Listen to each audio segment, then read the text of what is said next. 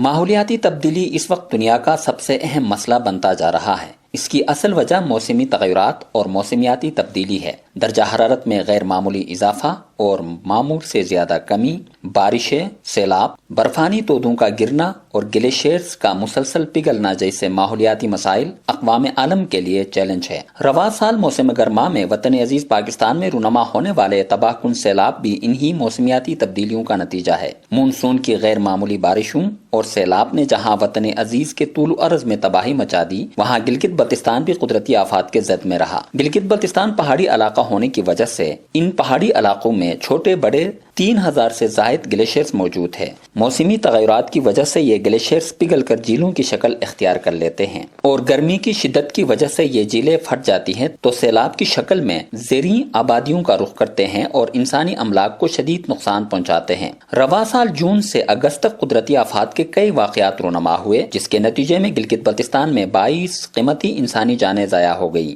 درجنوں افراد زخمی ہوئے اور سینکڑوں املاک کو نقصان پہنچا۔ ماحولیات پر کام کرنے والے سینئر صحافی اسرار الدین اسرار نے ریڈیو پاکستان گلگت سے گفتگو کرتے ہوئے قدرتی آفات اور ان کی تباہ کاریوں کے حوالے سے بتایا۔ گلگت بلتستان میں 32 بجلی گھر، 218 رابطہ سڑکیں، 22 سکول، 396 اریگیشن چینلز اور 92 پینے کے پانی کے چینلز تباہ ہو گئے ہیں۔ سیلاب کی تباہ کاریوں میں 803 مکانات مکمل طور پر تباہ ہو گئے ہیں، جبکہ 447 مکانات جزوی طور پر تباہ ہو گئے ہیں۔ ان قدرتی آفات کی زد میں آ کر کل 83 رابطہ پلیں تباہ ہو گئی ہیں، جن میں حسن آباد پل سر فہرست ہے۔ سیلاب کے نتیجے میں ہزاروں لوگ بے گھر بھی ہو گئے ہیں، جن کی بحالی اور از سر نو آبادکاری گلگت بلتستان کی صوبائی حکومت اور وفاقی حکومت کی اولین ترجیحات میں شامل ہے۔ جہاں وفاقی اور صوبائی حکومتیں، نیشنل ڈیزاسٹر مینجمنٹ اتھارٹی اور Gilgit Baltistan disaster management authority متاثرین کی مستقل بحالی کے لیے اقدامات کر رہی ہے، وہاں غیر سرکاری اور فلاحی ادارے بھی بھرپور انداز میں سیلاب متاثرین کی بحالی کے لیے کلیدی کردار ادا کر رہے ہیں۔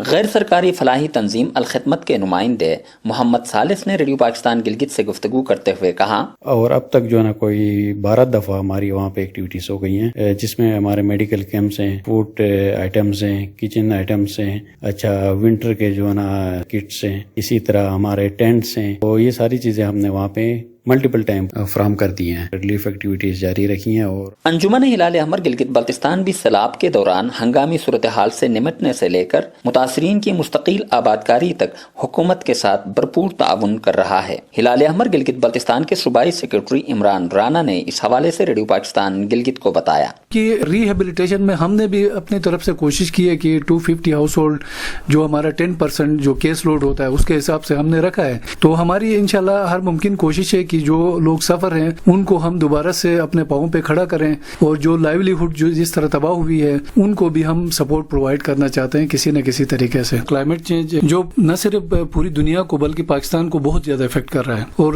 آپ کو پتہ ہے کلائمیٹ میں پاکستان ڈائریکٹ اس کا کنٹریبیوٹر نہیں ہے، بلکہ دنیا کے دیگر جو ممالک ہیں ان کی وجہ سے ہم افیکٹ ہو رہے ہیں۔ تو ہماری کوشش ہے کہ جس طرح ہم نے پہلے سافٹ ایکٹیویٹیز ہم نے کی ہیں، یہاں پہ چھوٹے پروجیکٹس ہم نے کیے ہیں، اس میں واکس ہوتی ہیں، آپ کے اسکول کے اندر بچوں کو اویئرنیس